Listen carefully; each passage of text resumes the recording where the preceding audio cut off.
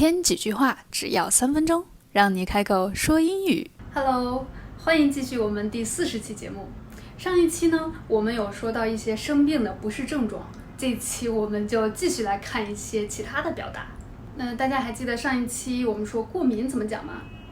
Allergy， 过敏 allergy。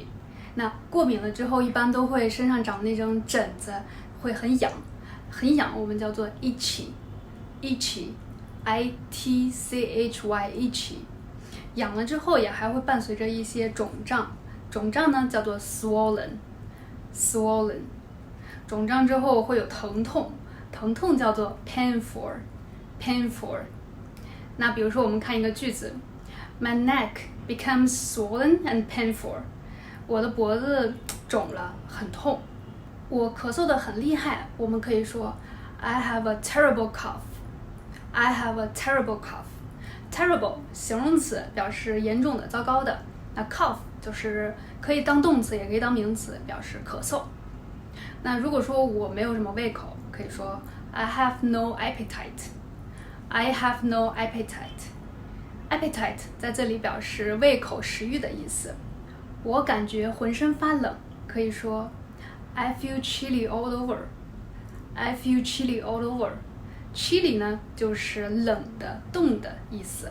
all over 表示全身、浑身、全部。打喷嚏我们叫做 sneeze。sneeze它既可以表示动词，也可以表示名词。我们来看一个句子 My eyes is itchy and I keep sneezing。 我的眼睛很痒，然后我一直打喷嚏。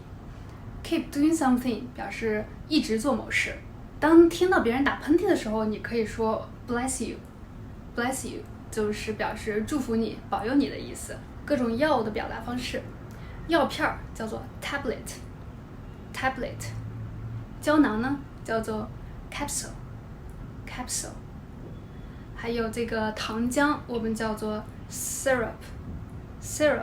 液体叫做 liquid。 好啦，今天我们就先学到这里。虽然教了大家这么多病痛的表达方式，但是希望大家也不要用到这些东西，身体健康最重要。OK，see you next time。